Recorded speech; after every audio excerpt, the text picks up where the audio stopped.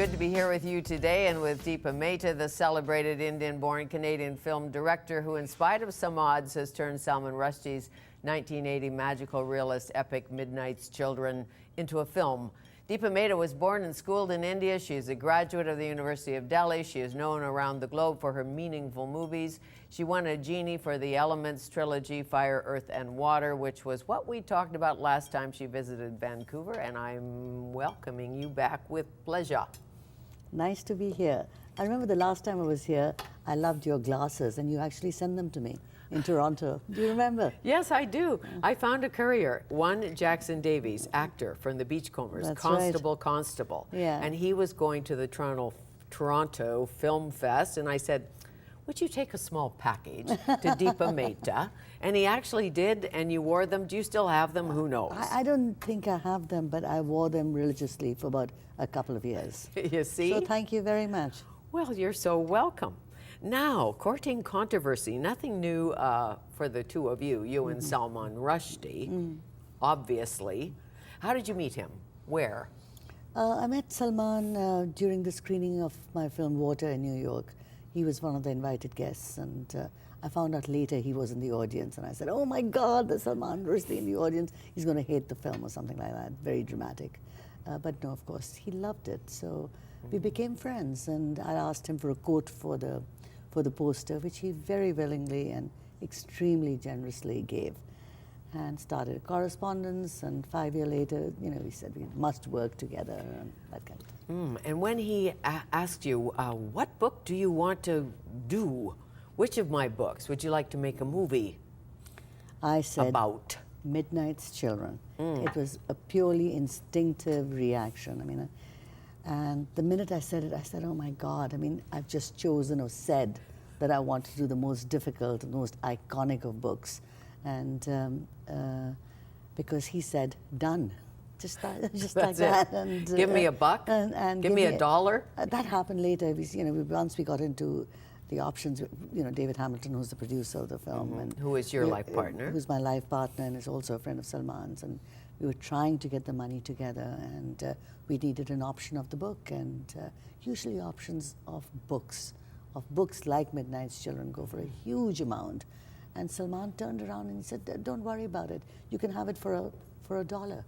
And that's what he did. Later on, of course, we paid him. But right. But it is his. That's what I love about Salman. Very few people know that about him. I think is that how extremely generous he is, and how I think how funny he is. Yes, I interviewed him. He's got a great sense of humor, and he has a wacky sense of humor, He really and he's does. had quite the life. Not to mention the fact that the Ayatollah condemned him to death. On what he called, sent him an unfunny Valentine. But when I talked to him, the fatwa had been lifted. Oh, good. And so he was a titch happier. Although, have you read the memoir yet? Yes, I have. He was very nice. He sent me the galley proofs about 6 months ago. Bet he did. And I loved it. And I just got an email from him yesterday saying that he's thrilled because it's in the New York Times best-selling list, number 3 already. So it's obviously getting a lot of play. People are loving it. And I'm thrilled because there's a whole chapter about Midnight's Children in it, the film. How wonderful. I know, so that's great. And he calls it Joseph Anton because that was the pseudonym that the intelligence people who were following around said, you must have a name that's not Indian. So he picked Joseph Anton because...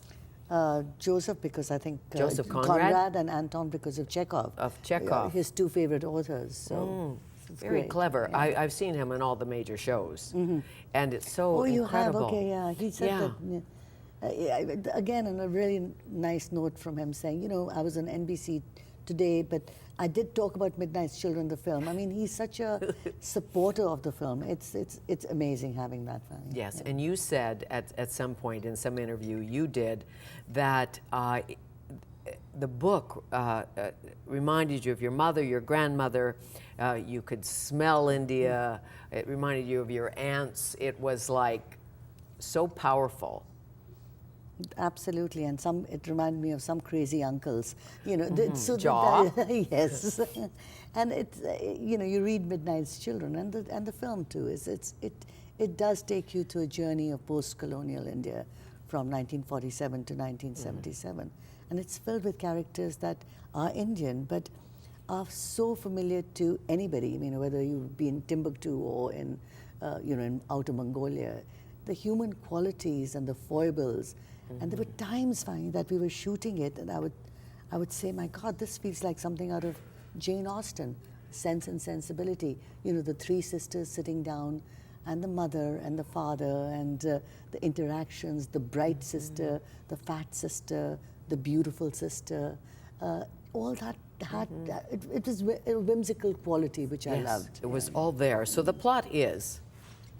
The plot, you want me to tell you the plot of Midnight's Children? Not in 4 words. Yeah, would you mind? 2 children born at the stroke of midnight. Yes, 2 children born at the stroke of midnight, switched at birth, which is a conceit which is, of course, Prince and the Pauper, and what happens, destinies are changed.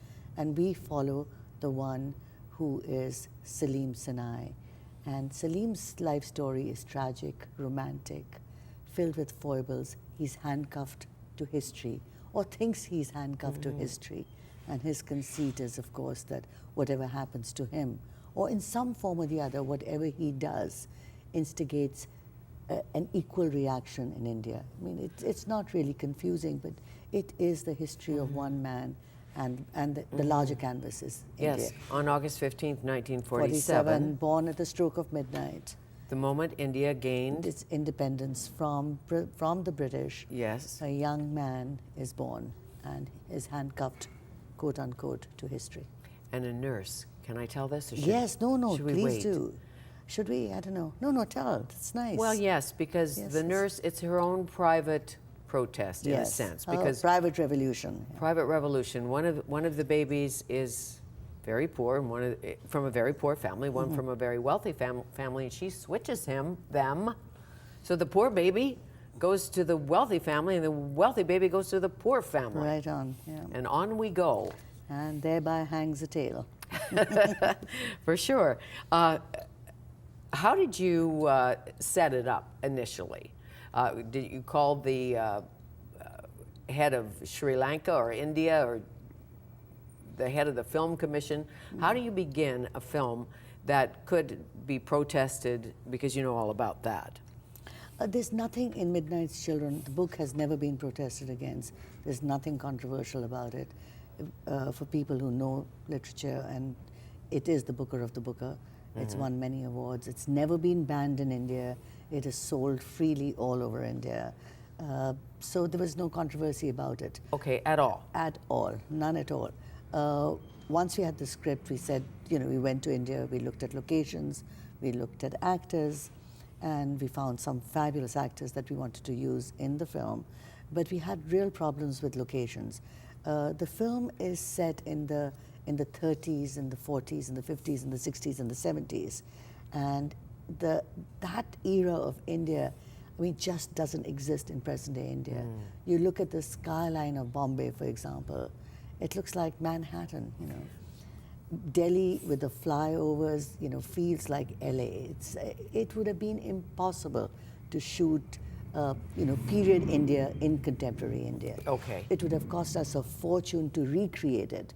And we certainly didn't have the budget of The Gladiator, for example, Right. so to do it. So it made perfect sense to go to Sri Lanka, which, because of the civil war, had been caught in a time warp of sorts. And there were bungalows that were available. The industrialization of the city hadn't happened, of Colombo. Right. So it made sense to shoot it there. Of course, and the ghetto scenes and... We could actually build there, yes. And it's far enough removed from India that we wouldn't have unwanted exposure if we wanted to. Because, both, in certain ways, both Salman and myself can be lightning rods for unwanted fundamental You noticed. reaction. We noticed. We aren't exactly naive. So Salman decided not to come to set. Is that true? Not to come to the making of the movie in case? No, it had nothing Or to what do happened? with that. No, Or why? Was he no. busy in New York? He's, he knows that he's. What I love about Salman is that, he wrote the book, he wrote the screenplay, we worked on it together. He's very involved with the film, but he says, and rightfully so, there's only one director on set, and that was the reason. It had nothing to do How with great, anything because else. as you know, it's very, as a screenwriter yourself, you know how frustrating it is to not be a part of the film. The director directs, director's the boss, is my sense. Absolutely on set. I mean, that's it.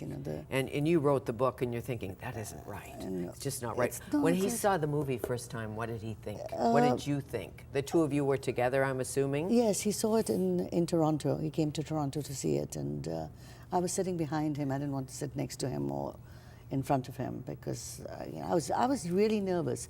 People have been saying, what have you been nervous about?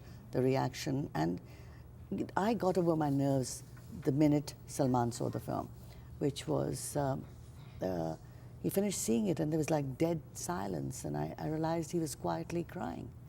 And it was so moving, and somewhere it had touched his deep psyche, and there are many things in Midnight's Children, the film, the book, that have some resonance to his own life, and I think that he felt very, very strongly about it. And he to loves your the life? film.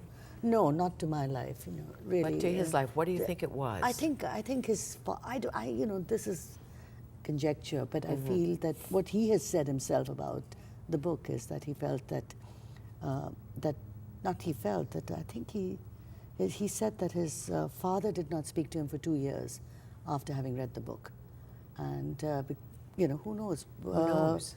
Well, and Indira Gandhi, if I recall, and Indira Gandhi wasn't too happy. Wasn't too happy and yes. tried to sue him, perhaps yes. successfully, don't know. Because I think it wasn't successful, or the suit was withdrawn or something. But she wasn't very happy. And that was because? I think, the book portrayed the emergency, which is a historical fact when Indira Gandhi actually clamped down and on bulldozed the slums. And also clamped down on freedom of speech and civil liberties and the beautification of India at the cost of bulldozing slums, forced sterilization to have population control. So there were many things that were about the so-called emergency which were really unsavory, if you will. What was it like for you shooting that scene, that particular scene? I know you've shot Holocaust before and shot terrible things, but... when you're doing a scene like this huge scene of a slum being destroyed by bulldozers and children and everybody running away and soldiers creating mayhem, there is no time to feel emotionally, and one should not get into it emotionally. It's almost like it has to be about logic. You have to make sure that every shot that you need is taken, and you don't somehow get into despair. You have to be slightly objective about it. It's a very difficult scene to shoot because of the logistics of it. You're controlling 3,000 extras, hundreds of bulldozers. You want to make sure that there's safety, there are children running, there are fires that have begun. It was all very dramatic. But, I'm sure, and not to tough. mention the animals and the elephants God, and we the had torrential animals coming rains out and of our the crying ears. babies, trying to find a quiet space to actually shoot the scene. It was interesting. Yes, we had cobras, we had elephants. We had an elephant that went missing. And No. we did. I mean, can you imagine losing an elephant? Only we would lose an elephant. I'm saying, oh my God, where is the elephant? And apparently the elephant and his owner decided they were getting bored, so they decided to go home. So just off to go. Who found the elephant? Next movie. Well, your dad said to you once, and I hope this is right, that there are two things in life that you will never know. One is when are you going to die? We will never know when we're going to die. The other is how a film is going to do. Oh my God, that's absolutely true. That's exactly what he said to me. You know. And he was a film distributor, right? He was a film distributor, and he is so right, because you have no clue. Deepa Mehta, our guest, and we'll return with Oscar-nominated and Genie Award-winning Deepa Mehta, Indian-born Canadian film director and screenwriter, a transnational artist.